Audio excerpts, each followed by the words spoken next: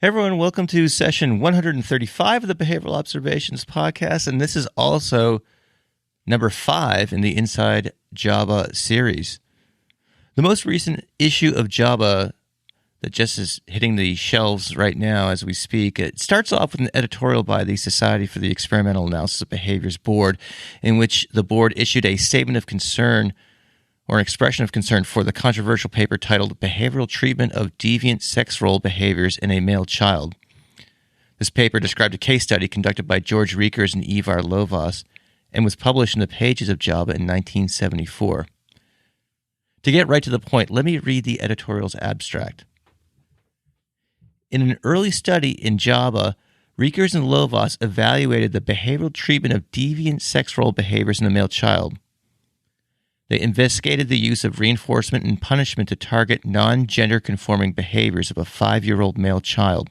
This study was considered by some to be controversial and concerning, even near the time of publication. And I'm deviating from the actual abstract here because they go on to cite a few articles, namely Nordyke et al. 1977 and Winkler 1977. The abstract continues.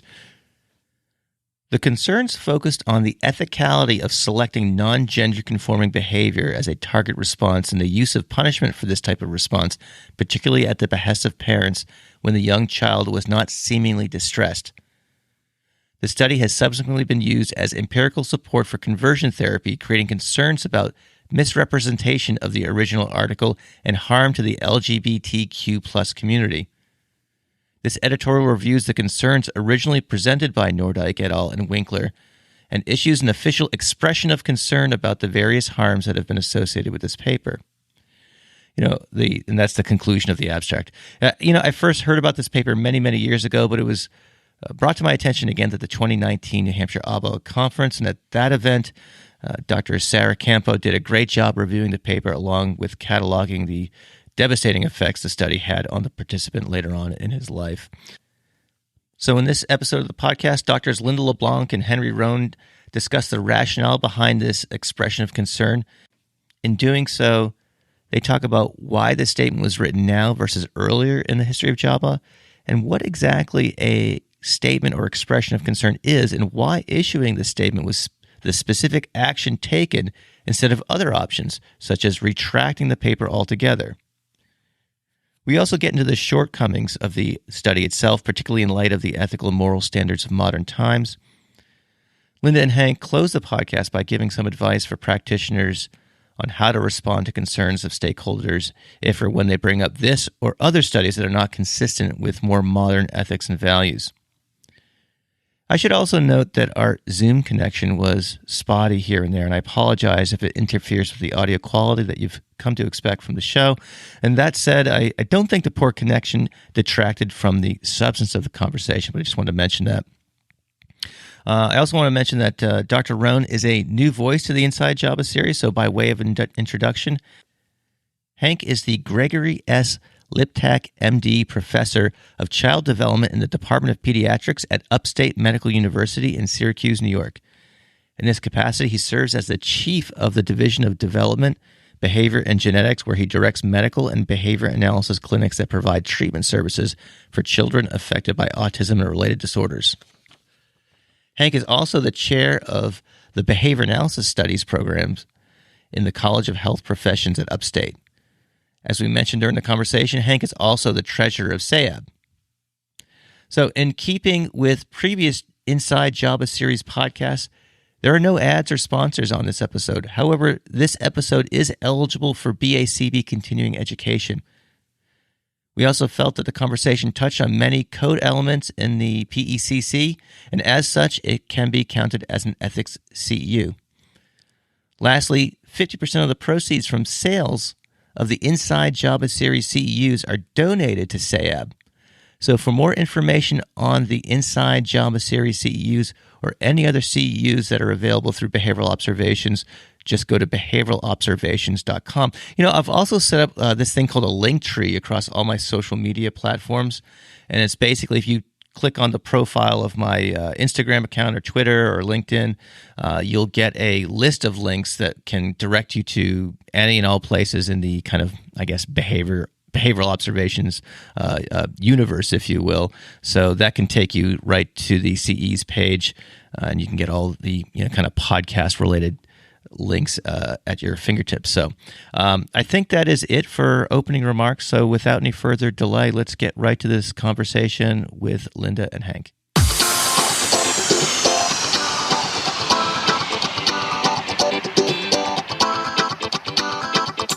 Welcome to the Behavioral Observations Podcast, stimulating talk for today's behavior analysts. Now, here's your host, Matt Sicoria. All right, Drs. Linda LeBlanc and Hank Roan, thanks for joining me today on the Behavioral Observations Podcast, yet another edition of the Inside JABA series. We have a really special episode today. And so, Linda, I'd like to start with you. The SEAB board has written a special editorial for the issue of JABA that's just coming out in the either right about now or very shortly. It's a statement of concern regarding a study from 1974 by Rekers and Lovaas. Before we get to the statement of concern itself, I'd like to talk about the study for a few minutes. And for those who aren't familiar with the study, I'd like you to kind of tell us a little bit about it and what the implications were. We'll get to the implications later on, but if you can kind of cover the study and its kind of basic steps. And I know before that you kind of wanted to talk about the distinction between the editorial board and SEAB and things like that. So I'll let you kind of take this from here and get us off to a great start. Thank you, Matt. Let me say one more time how grateful all of SEAB is that you are so willing to host this special series of your podcast. You do us a service and you do a service to the field. And when I say SEAB, I mean the Society for the Experimental Analysis of Behavior. This is the nonprofit scientific board that publishes both JABA and JAB. So the Journal of the Experimental Analysis of Behavior was the first journal published. The second, about 10 years later, was the Journal of Applied Behavior Analysis. And this board, in recent partnership with Wiley Publications, publishes our journal, has always elected our editors, and actually has it's about a 15-person board right now that serves to direct the society. And my co-presenter today, Hank Roan, serves as treasurer on that board. So he is one of the officers. I'm not on the board right now, but I have been for 8 years. And now I'm in my role of editor-in-chief of JABA. And we'll talk about this study and what the board and I jointly decided to do that resulted in this editorial. The original study was published in 1974, and I had never read the study before, believe it or not. I haven't read every single article in JABA, and the majority of the ones I've read are after about 1995, once I was, grad student and professional. But this early study demonstrated reinforcement control over feminine behaviors in a male child. And that child had been psychologically evaluated as manifesting what the DSM at that time called childhood cross-gender identity.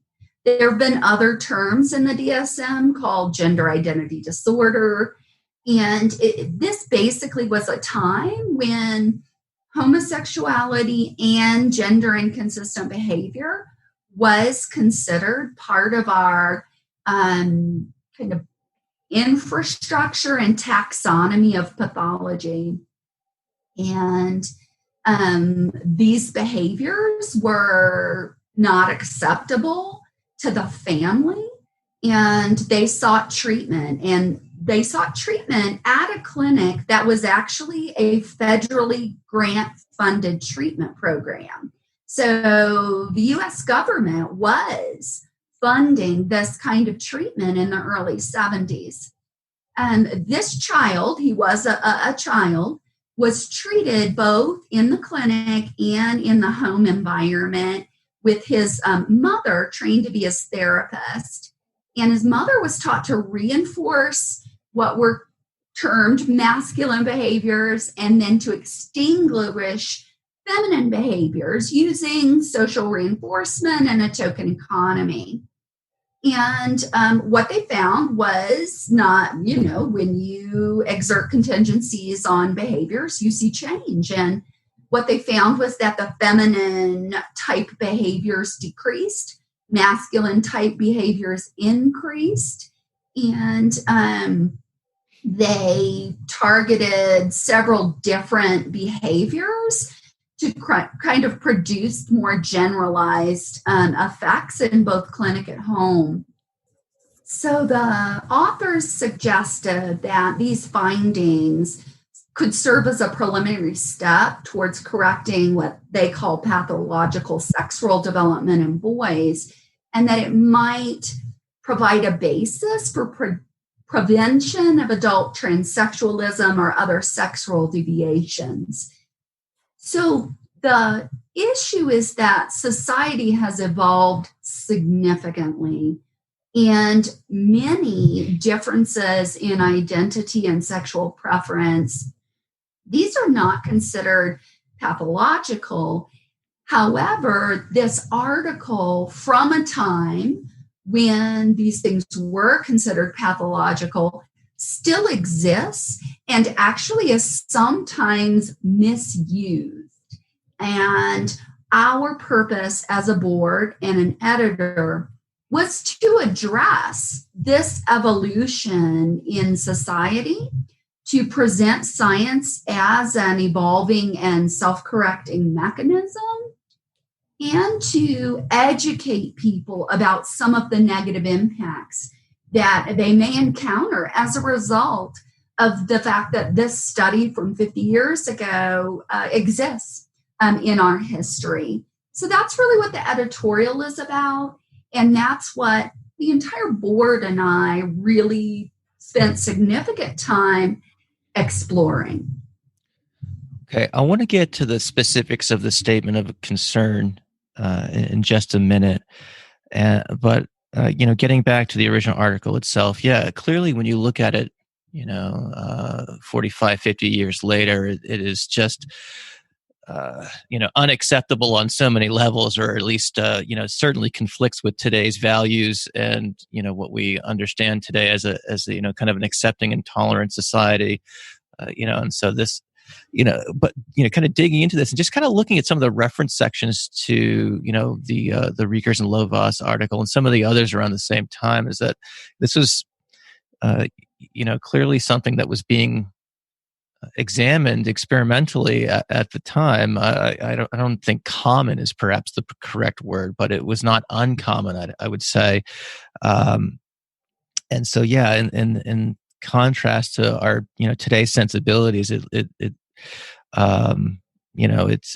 looks as it does, I guess, right? And I went to a talk at New Hampshire JABA about this particular study, and I know that for the participant in the original study, it led to some very long-term, extremely unfortunate outcomes for the participant. At the same time, even back in the 70s, there were some, despite those kind of cultural currents that were around at that particular moment, there were also some strong responses in the pages of JABA, and so I think if you had a moment to comment on, I think it's Nordyke et al. And Winkler, both from 1977. They had some really strong responses to this original study. I think that would probably put the statement of concern that you guys wrote in some better context here. Yes, happy to do so. And you're right. As part of behavior therapy, there were multiple studies published in multiple journals where behavior therapists did do counter conditioning work, typically with adult men who were distressed by their own homosexual preferences, and that they were consenting and seeking these services. And so there was no conversion therapy term at that time. That's a later colloquial evolved term. At that time, this was considered behavior therapy in the area of sexuality and sexual dysfunction. And this article was somewhat different on some important areas. And those differences really did produce the strong responses by Nordyke et al. And Winkler et al. So some of the things that were different was this child was not requesting the services, was not presenting as distressed with his own behavior, the way that the adults in other studies were presenting with distress over their own status. Instead, the parents were seeking the services. Another important difference is that rather than experiment or delivered counter conditioning experiences, this study involved the parents delivering contingencies, both reinforcement-based contingencies, but also apparently spankings, and at a much higher intensity than we might ever want a child to experience, based on the expose that was done many, many decades later. It's entirely possible that the authors never knew about the intensity of the spankings, and it was not wildly against the norm in the early 70s for parents to spank children. So, but this is a little different than some of those other behavior therapy studies. What Nordyke and Winkler et al. Really had concern with was this issue, the fact that the parents were wanting this stuff changed when the child did not seem to be experiencing any clinical distress. And they talk about the fact that functionally, the authors of the study were serving as agents of the parent rather than potentially clearly engaging in the best effort, at best in intentions and towards the best effort for the child. Now, many decades later, we have a variety of protective services and IRB structures that require assent and consent, but none of those protections were in place in 1974. But this was an early indicator of like, wait a minute, we have to be careful about what we allow parents to ask us to do and change about their children that we're willing to do. The other issue was really at this time in the 70s, it also was a time of societal change. I think much like we're experiencing a lot of societal change now. And the authors of these response papers talked about the fact that they perceived Rekers and Lovaas as describing these masculine and feminine behaviors in ways that were highly stereotyped and were really becoming somewhat out of line with the social changes that were occurring even at that time. That this notion that, well, these are feminine behaviors rather than caring behaviors, or behaviors that are consistent with perspective taking or certain kinds of interests rather than, behaviors that were considered strong and equated with masculine. They took objection to that, as perhaps, well, they should. And certainly we have some broader definitions of what is appropriate masculine or feminine, and now we even have the term gender binary or non-binary, I beg your pardon. And so it's not only the case that our views have evolved now, but they were evolving then. And this paper felt inconsistent with the times. to those authors, and it felt concerning with respect to the case that this was a child, even though no one knew that there were intense spankings being delivered.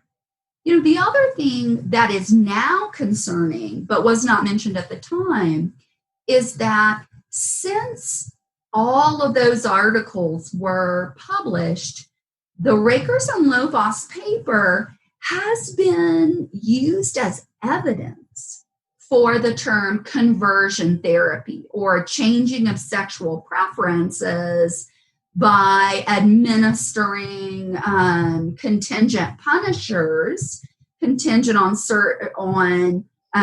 with the presence of certain stimuli or on certain behaviors.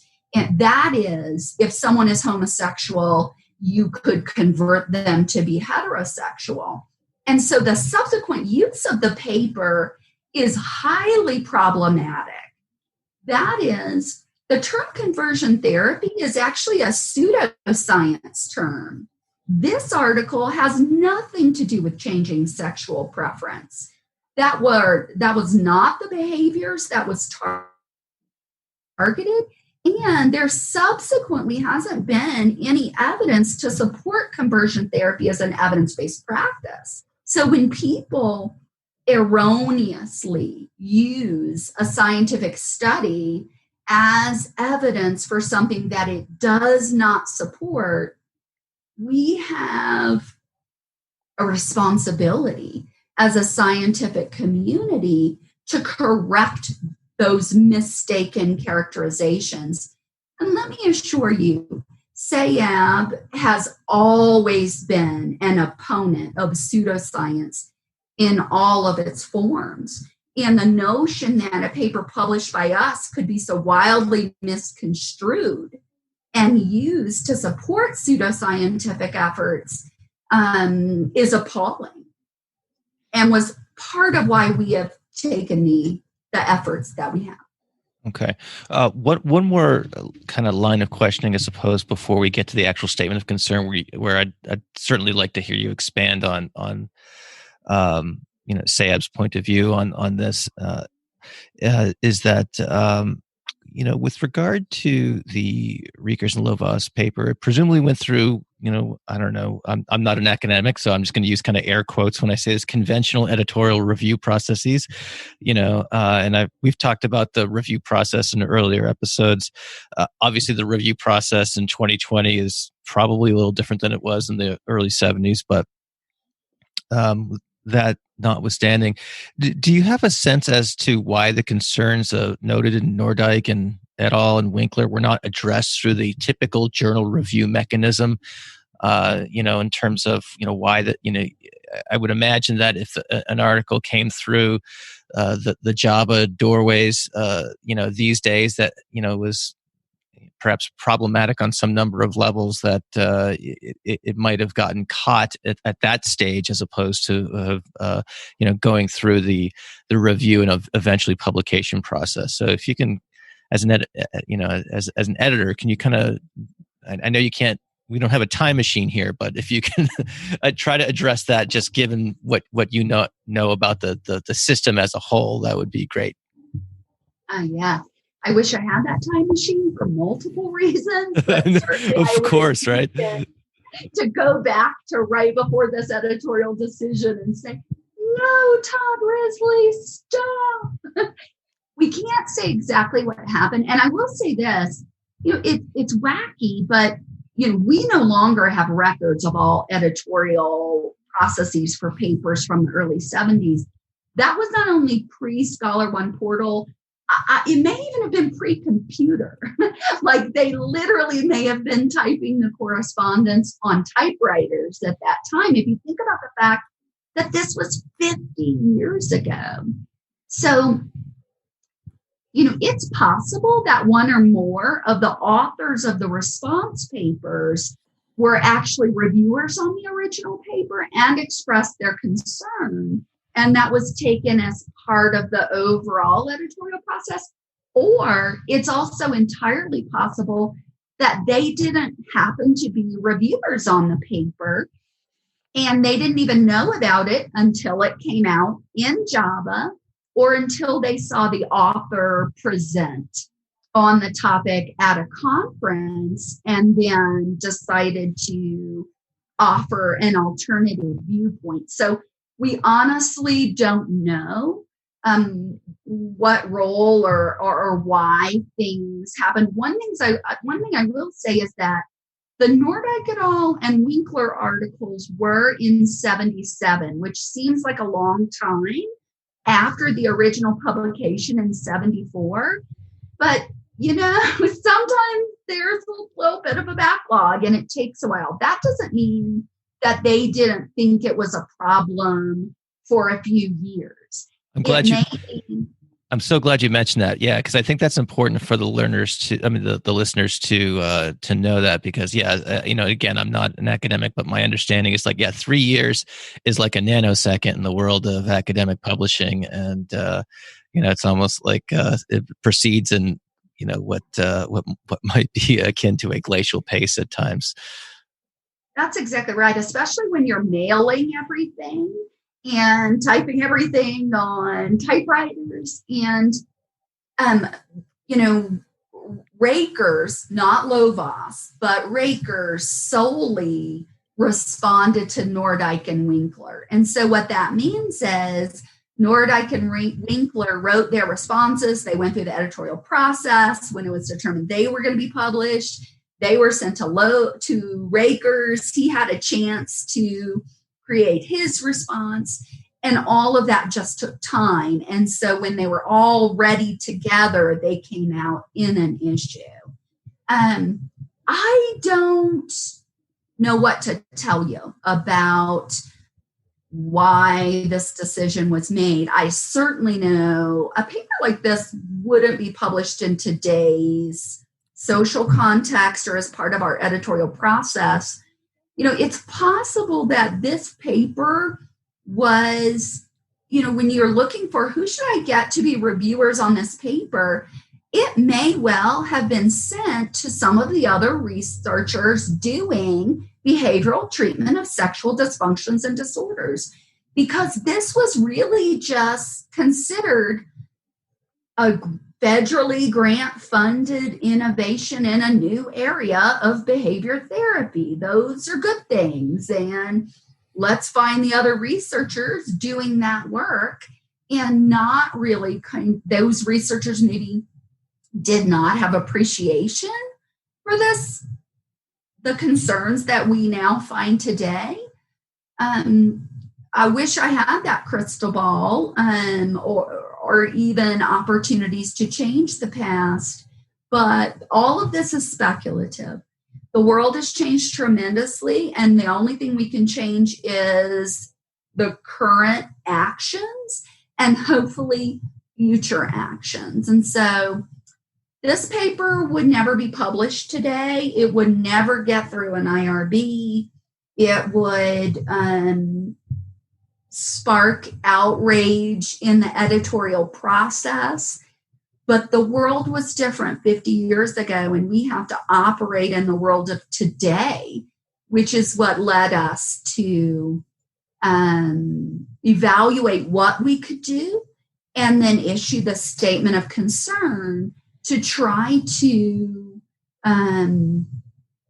prevent any future harm associated with this paper. Okay. And so in light of that, why were there other options? Like, could you retract it, or or would there be, other ways to deal with it other than just writing a response to it? Mm-hmm. Well, as an editor, you almost never encounter this. Like, it's extremely rare for any journal to retract a paper or issue these kinds of statement of concerns. It might happen once or twice in the entire history of any journal. I was the unlucky editor who became aware of this and tackled it. And I was so fortunate to have, as a member of our executive board for SEAB, Hank Roan, who's the editor of another journal, and made me aware and walked me through the Committee on Publication Ethics Guidelines. So I'd love to have Hank talk to you a little bit about COPE and these categories and what have you. Yeah, thanks. This is something that really came up through some work I was doing at the time with the Journal of Pediatrics. And actually, as part of a reviewer orientation for that journal, I got interested in the Committee for Publication Ethics Guidelines and had been looking actually over some documentation of ethics and peer review. And around that same time, Linda had reached out to myself and others on the board about this issue in this journal. And like Linda, I had not heard of this article before, but fortunately had this really nice access to the COPE guidelines, and we looked at a lot of different options of what to do. Typically, you reserve a retraction for a study that's been published that you have a reason to doubt the validity of the findings and that there are errors in the methodology or in the conclusions. And so, the retraction is a statement to say this study is wrong, not in terms of its conclusions, but in terms of the actual methods, that there was flawed science going on. So an example of this is the Wakefield study on vaccines and autism, and that's a study that has been retracted. When you look at this study, it was federally funded. It was a study that may have been in accord with whatever human subjects protections there were at the time. That's something you have to go through for NIH funding. But the statement of concern, or expression of concern as it's sometimes called, really was the most appropriate route, because as a board member for SEAB, what we're trying to do with that organization is to promote the advancement of the science of the experimental analysis of behavior. And when you have a paper on the docket that is being used to harm people and to hurt people and to hurt our field, then I think we all felt very strongly that that's something that we needed to discuss. And we needed to, anytime someone goes to look at the article, there needs to be something from our editor and our board saying, we have an issue with this. And an expression of concern gave us that ability to say, whether the findings are valid or not. I mean, we know principles of reinforcement work to change behavior, but that the societal norms and the expectations and what our journals represent to people we care about in certain communities, that we don't find this kind of research acceptable, and that that was really the right way to go about this, as opposed to really trying to find a particular reason where we said, well, this was an inaccurately conducted study. I mean, there may have been some flaws to the study, but it did pass through a peer review process. And so the expression of concern gives us an avenue to say less about the science and more about the societal implications and the harm that can come from that.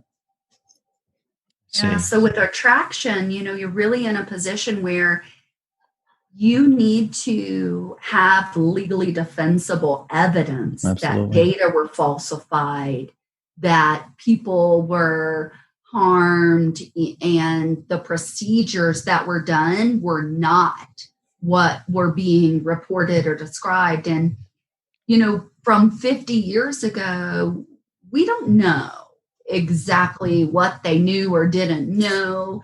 And we didn't have the same human subjects protections and standard assent procedures. So while we didn't have a lot of paper trail that documented scientific misconduct at the time, we definitely know the paper has been used inappropriately, and we can stop that. Yep. And I think it's important to realize too, when you have something like this, ethically, just looking at the ethic guidelines for our fields, the appropriate thing to do is to reach out to the parties and try to resolve your issue. And in this case, One of the authors is deceased. The other we attempted to reach out to. Linda tried very hard to find the lead author and was unsuccessful. And you do have to weigh the legalities of the situation, but you also have to weigh the human impact. And I think that ultimately led us down this path to say this was the best course of action, certainly in light of the fact that we never heard back from the one author who still is alive. I see. So, if writing a statement of concern is the appropriate course of action, why now? And this is perhaps another time machine question that we can't go back and see, but I'm just curious if you guys have any insight in terms of that. Why wasn't it done in 1975 or 1977 or 1985 or 1997? I mean, I can go on, of course. It hasn't taken. It's taken shorter, but in many respects, and certainly the world's not perfect and far from it, but in many respects it's taken less than 45, 50 years for, society's views on these matters to evolve to a more compassionate and kind of welcoming point of view. So I guess, why wasn't this done sooner? Well, as the current editor-in-chief, and the editor-in-chief is the person who would issue a retraction, if in fact there were a retraction.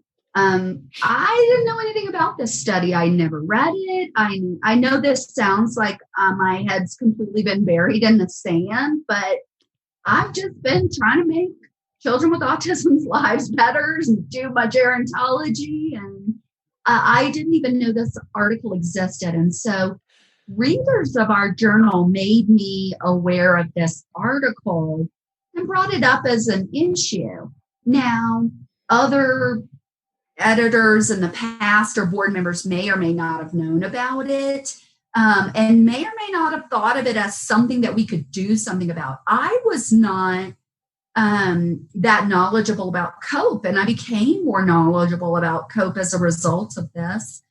And I do think that our ongoing evolution of societal expectations and our ongoing social justice movements, they've made this article seem ever more discrepant and concerning as every decade has passed. There are also some things occurring now that may have brought it to the attention of the readers, who then brought it to my attention. So as of the beginning of 2020, 19 states have passed laws fully banning conversion therapy, particularly for minors who might be forced into these pseudoscientific procedures by their parents. Well, the fact that we may have readers in some of these states who reached out to me to say, hey, someone's using this article from 74 right now to try to influence legislation in a way that we might not want. That, I think, was part of the why exactly now. Mm-hmm. I will say, this whole, the expose that was done by Anderson Cooper, that was in 2010. So even that was decades later. And the Southern Poverty Law Center in 2016 kind of designated conversion therapy as a pseudoscientific procedure. In the APA has issued, both the American Psychological Association and Psychiatric Association issued their statements condemning conversion therapy in 2010 and 2012. And the American Medical Association, it was just in 2019.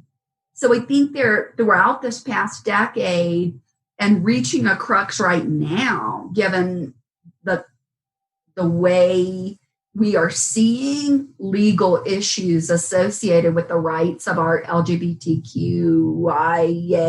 plus community, make this probably something that is important and meaningful and timely So I think that if we could have done it sooner, that would have been great. But now is when it came to our awareness. And so we've done the quickest thing we could do with taking a responsible approach to trying to investigate all of the information that we could.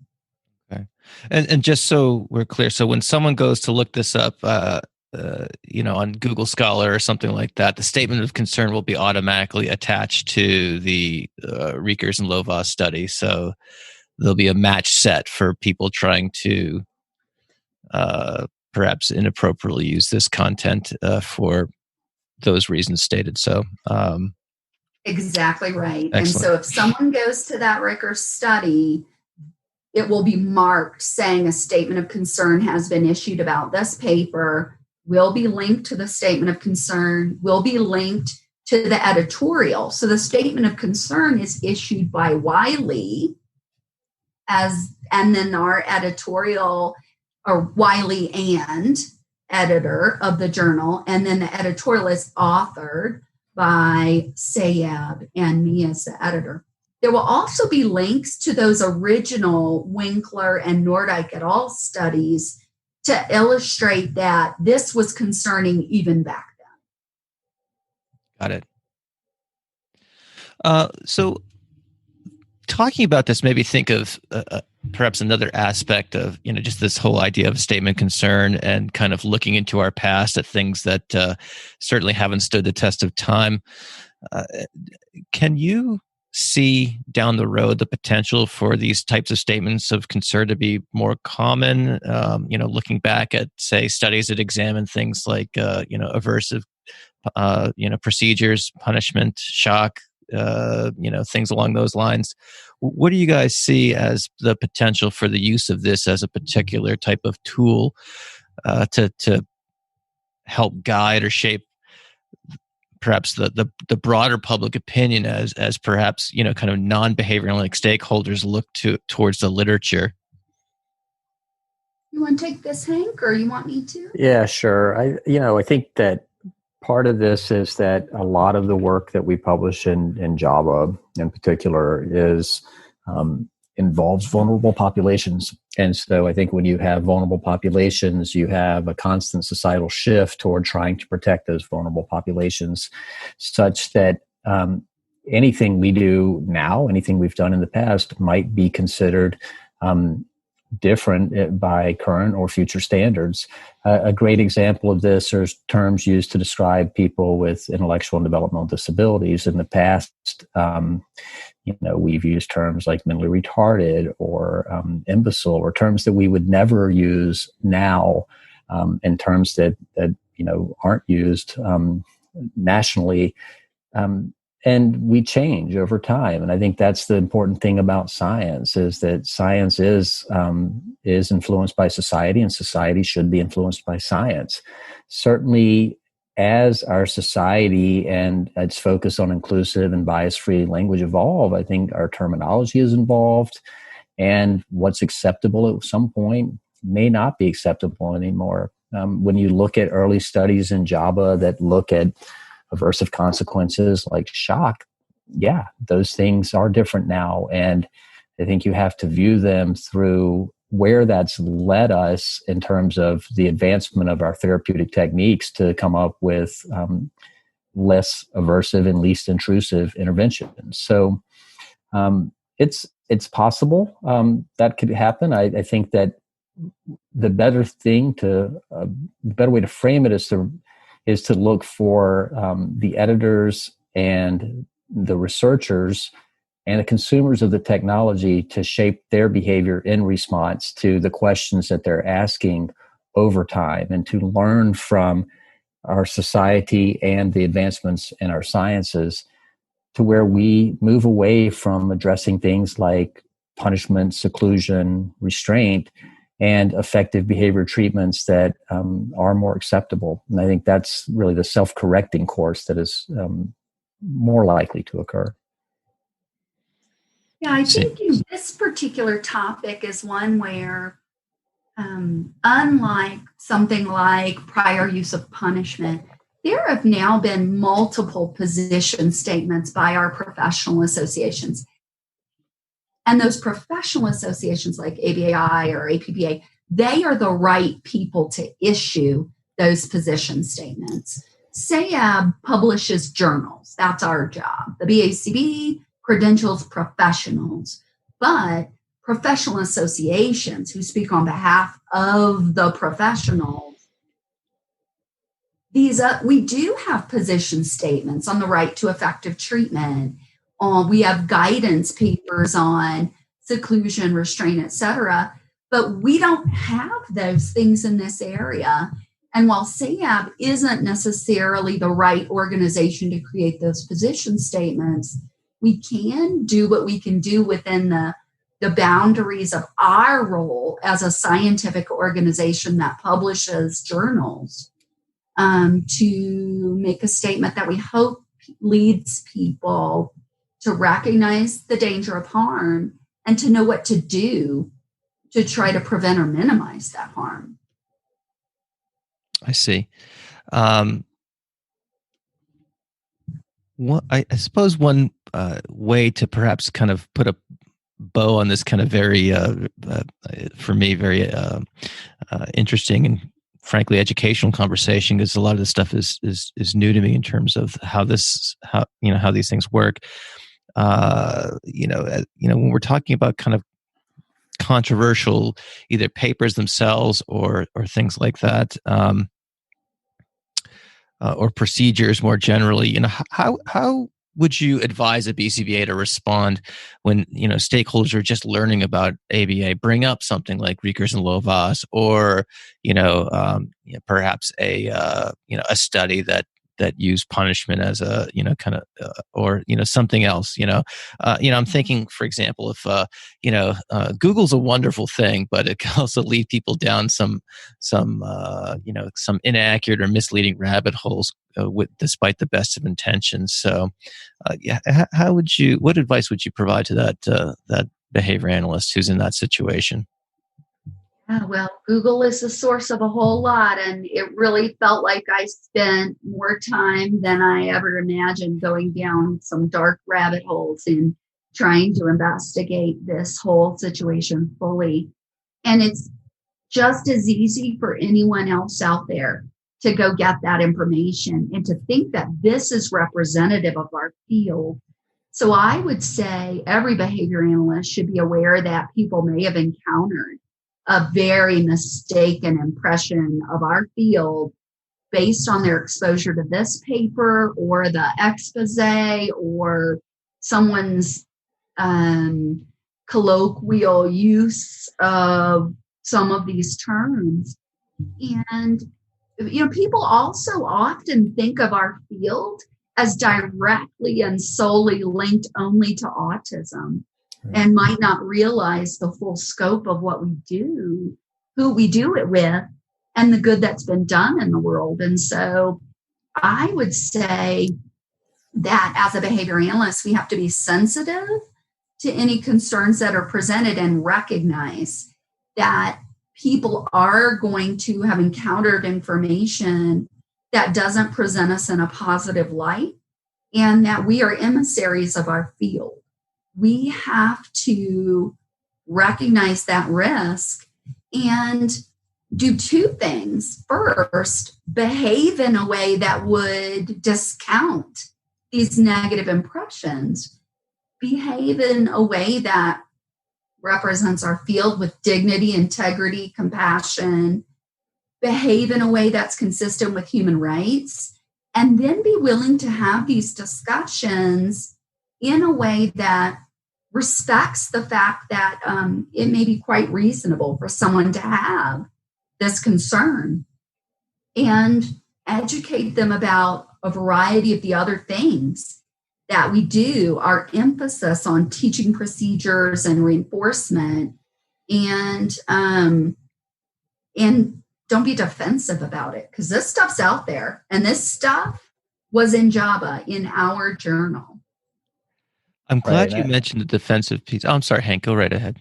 I was just going to say, you absolutely have to, you have to own the fact that it is in this journal that is the flagship journal of applied behavior analysis. And that we have to realize that the value of hindsight is that we learn something about the morals of and the ethics of what was published in the late 70s, and 50 years later, we could be more sympathetic to perhaps things that we weren't even recognizing 50 years ago. And by recognizing those differences, recognizing the harm that can come from this, it prepares us to do better research, better clinical practice, and better training for our future clinicians so that we all can learn from this and we can move the field forward in that regard. I think that's just a really important outcome to come out of something like this. Great. One of the things I wanted to comment on, Linda, you said don't be defensive, and that is something that I'm glad you mentioned, because it's, if you think of the effort and energy that every BCBA puts into the work that they do in the field, all the work that they did studying and becoming a BCBA, maintain the credential and things like that, and then it is, I find it to be. I'll just speak for myself. I won't speak for anyone else. But, when people start, talking about, ABA in negative terms, it's, I have to really, really check myself before I launch it, into defensive mode, because it's a profession that I care so much about. It's given me so many positive things in my life. I've seen it do so many positive things for other people. And that just, kind of builds up this well of momentum. And then, so it's easy to, or at least for me, it's easy to get going down that defensive route and to say, well, yeah, but, and things like that. And so that's from both of you guys, there's some great points to end on. Any final thoughts before we wrap up this Inside JABA series? What are we at? Number 5, I think. We might be at the 5 by now. Oh yeah, they're racking up, and I hope it continues for a long time. But just on a different topic than this one. This was, for all of us, for the board, for me, for I think our field, like this was a hard thing to face and address. So we got to do it. But I think my final wrap up words are science is a self-correcting process. And we took full responsibility for investigating what actions were available to us and for taking the ones that we thought would produce the greatest good for the field and society. And honestly, that's what behavior analysts should be doing every day. So in many ways, I'm glad we had the opportunity to address this issue, even though it has not been easy or in any way enjoyable. Maybe good comes of it. Matt, I would just say that it really is a credit to Linda's leadership of JABA and stewardship in that regard of all of us on the board and the executive committee of the board. She really picked this up and really, I think, took it upon herself to learn a lot about the COPE guidelines and to inform our board about it. And sometimes it wasn't pretty. People had some serious questions, and as well as dealing with consumers of JABA and some of the questions. And so Linda was really a champion of pushing this through and continue it. And she just deserves a lot of acclaim for championing this and trying to fix this problem. So thank you, Linda. Thank you, Hank. You were a good professional partner to me on this, and support when I was finding out dark information about our past. Well, yeah, there's a lot out, All right. Well, Drs. LeBlanc and Roan, thanks for joining me on this 5th edition of the Inside JABA series. All right. Thanks for having me. Thanks for having us. Thank you for listening to the Behavioral Observations podcast with Matt Sikoria. You can find Matt's notes on this episode at www.behavioralobservations.com. We also invite you to stay connected with us on Facebook at facebook.com/behavioral observations and on Twitter at Behavior Podcast.